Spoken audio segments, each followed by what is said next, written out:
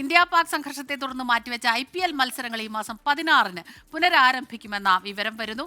അനിൽ പറയൂ, കാരണം indefinitely suspended എന്നുള്ള മത്സരങ്ങൾ അങ്ങനെ നിർത്തിവെച്ചു, അത് അനിശ്ചിതകാലത്തേക്ക് എന്നുള്ളൊരു വിവരം വന്നപ്പോൾ തീർച്ചയായിട്ടും വല്ലാത്ത ആശങ്കകൾക്കിടയിലാണ് ആ വിവരം വന്നതെങ്കിലും കായിക പ്രേമികളെ സംബന്ധിച്ചിടത്തോളം അത് വലിയ സങ്കടമായിരുന്നു. അപ്പോൾ അതിനൊരു ആശ്വാസമാകുന്നു എന്നായിരിക്കും, എവിടെയായിരിക്കും കൂടുതൽ വിവരങ്ങൾ?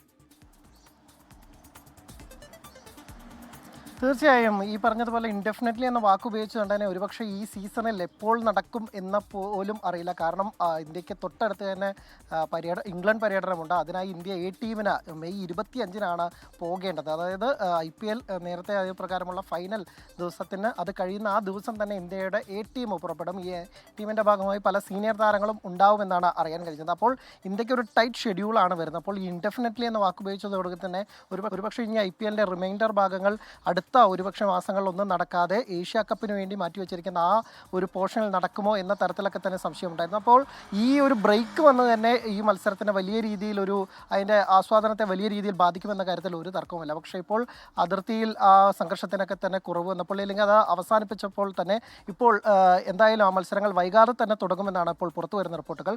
ഇപ്പോൾ വരുന്ന പല മാധ്യമങ്ങളും റിപ്പോർട്ട് ചെയ്യുന്നത് 16-ാം തീയതി IPL പുനരാരംഭിക്കുമെന്നുള്ളതാണ്. ഇനി ആകെ ഫൈനൽ ഉൾപ്പെടെ 16 മത്സരങ്ങളാണ് ശേഷിക്കുന്നത്. ഇതിൽ 12 മത്സരങ്ങൾ ലീഗ് റൗണ്ടിലെ മത്സരങ്ങളാണ്. അപ്പോൾ ഈ ലീഗ് റൗണ്ടിലെ മത്സരങ്ങൾ നേരത്തെയൊക്കെ തന്നെ ശനിയാഴ്ചയോ അല്ലെങ്കിൽ ഞായറാഴ്ചയിൽ മാത്രമാണ് 2 മത്സരങ്ങൾ ഒരു ദിവസം, അല്ലെങ്കിൽ എല്ലാ ദിവസവും ഓരോ മത്സരം വെച്ചിട്ടുണ്ടായിരുന്നു. അപ്പോൾ അത് എത്രയും വേഗം തീർക്കാനായി ഇനി അത് ഒരു ദിവസം 2 മത്സരങ്ങൾ വെച്ചും പിന്നീട് ഈ 4 മത്സരം പ്ലേ ഓഫിലെ 4 മത്സരങ്ങൾ നടത്തും.